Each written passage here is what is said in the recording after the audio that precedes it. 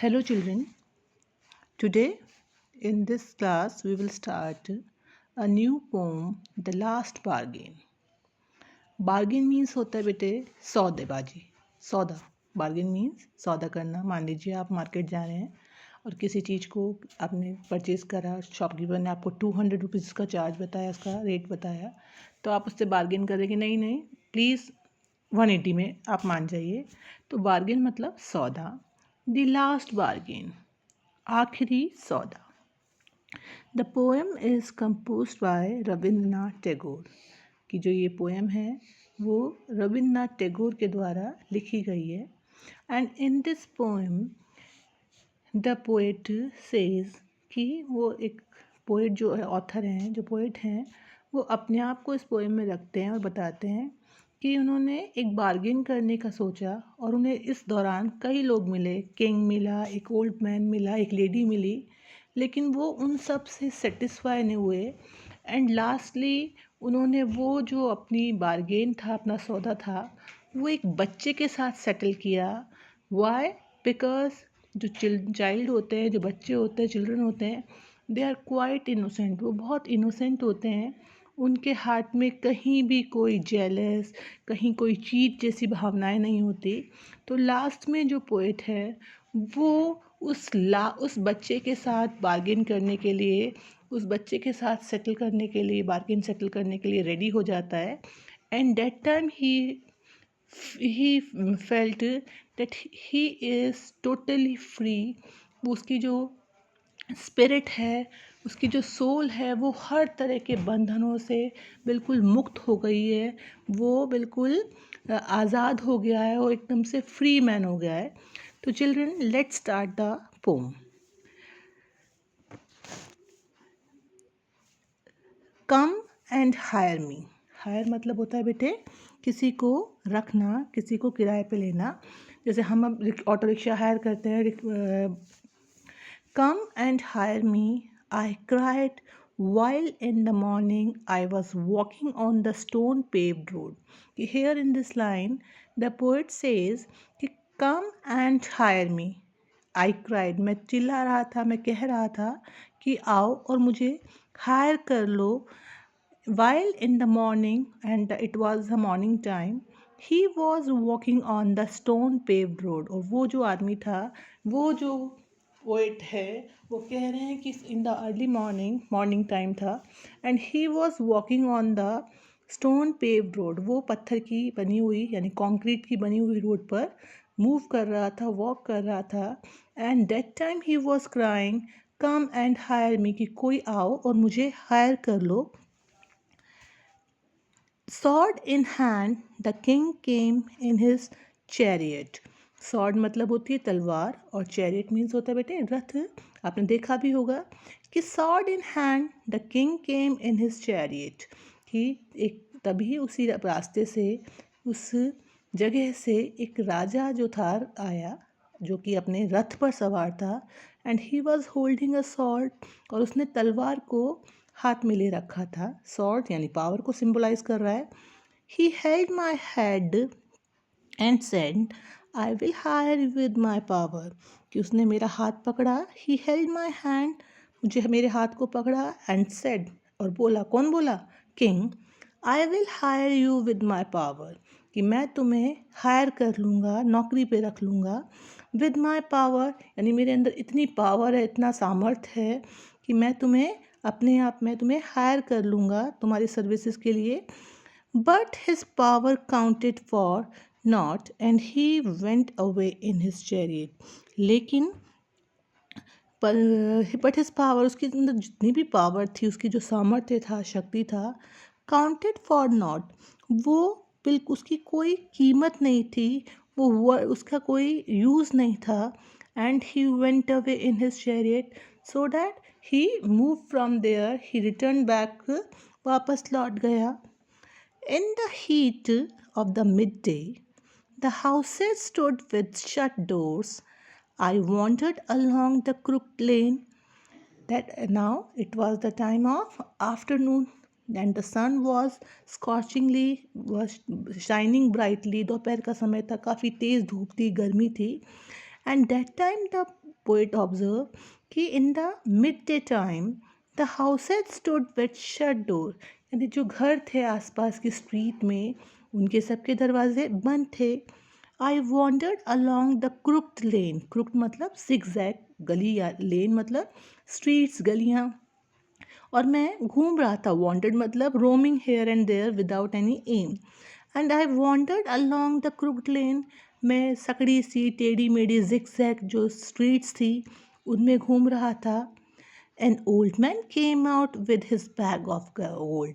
तभी एक old man आया and he was holding a bag which is full of gold. तो उसमें बहुत सारे गोल्ड से भरा हुआ बैग लेकर आया. He pondered and said, I will hire you with my money. और वो old man जो था उसने क्या कहा उस पोइट से, उस मैन से कि आई पॉन्डर्ड. वो आया बाहर.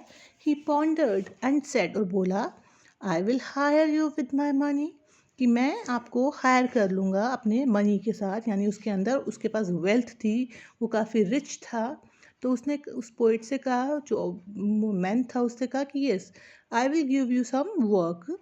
ही weights his coin one by one. और उसने एक के बाद एक अपनी जो गोल्ड कॉइन्स थी उनको वेट करना स्टार्ट किया. बट आई टर्न अवे, लेकिन मैंने उसको कोई इम्पोर्टेंस नहीं दी. मैंने उस चीज़ में उससे कन्विंस नहीं हुआ और मैंने क्या किया, मैंने उसे अस्वीकार कर दिया. एंड आई टर्न अवे, और वहाँ से मुड़ गया. It was evening. The garden hedge was all a flower. The fair maid came out and said, I will hire you with a smile. Her smile paled and melted into tears, and she went back alone into the dark. Now the time passes away. It was evening time, and the garden hedge was all aflower. कि जो बगीचा था, जो garden था जिसके चारों तरफ fence लगी हुई थी, वो जो गार्डन था जो कि फुल ऑफ फ्लावर्स था, काफ़ी सारे उसमें फ्लावर्स ब्लॉसम कर रहे थे, ब्लूम कर रहे थे. The fair made come out and said. तभी वहाँ से एक फेयर मेड आई, बाहर निकल कर आई. And she said, I will hire you with a smile, कि मैं अपनी स्माइल के लिए, स्माइल के साथ तुम्हें हायर कर लूँगी. Her smile पेल्ड and melted into tears, and she went back alone in the dark.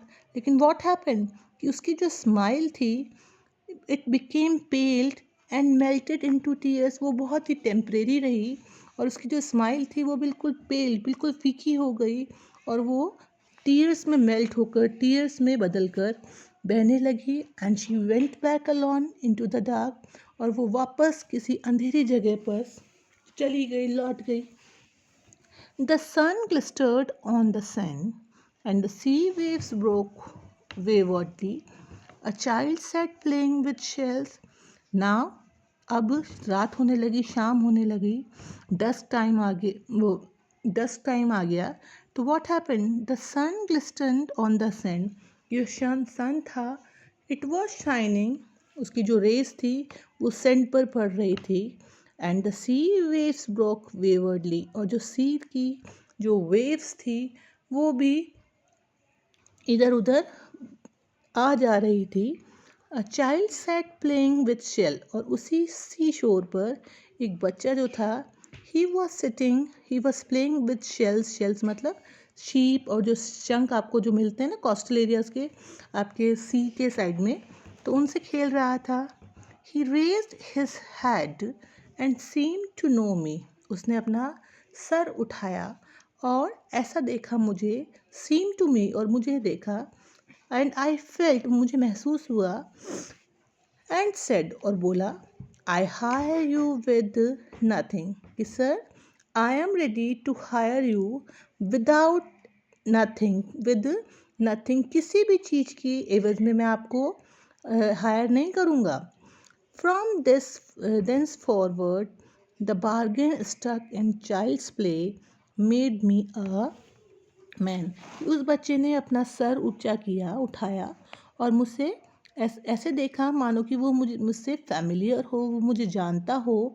और उसने कहा कि I will hire you, I am ready to hire you with nothing, बिना किसी चीज़ की एवज़ में मैं आपको हायर करने के लिए तैयार हूँ, मैं आपको अपने यहाँ पे शेल्टर देने के लिए, आपको यहाँ पे वर्क देने के लिए तैयार हूँ. From thenceforward, that bargain stuck in child's play made me a friend.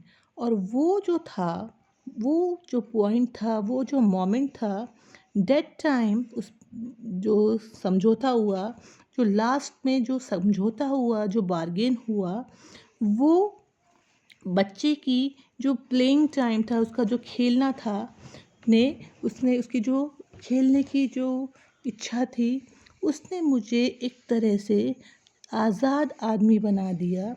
यानी कहने का अर्थ हुआ कि वो बच्चा जो था, जो कि क्वाइटली बिल्कुल पूरी तरह से इनोसेंट था, उसे कोई मेटलिस्टिक वर्ल्ड से कोई लेना देना नहीं था, उसकी इनोसेंस से उसके हार्ट में ना कोई जेलस था, ना कोई चीट करने की कोई भावना थी, बिल्कुल प्योर था.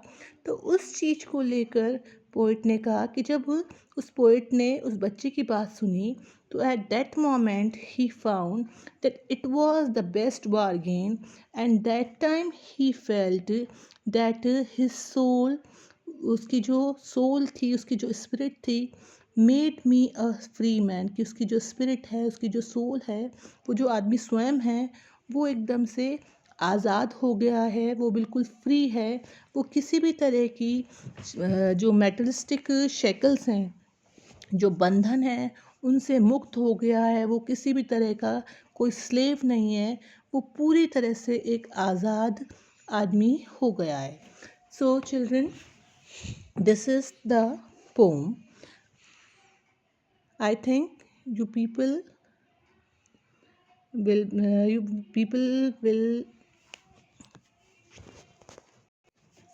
So this is all for today. You people will go through the poem, and if you feel any kind of difficulty, you can ask me on my personal number. Thank you. Have a nice day.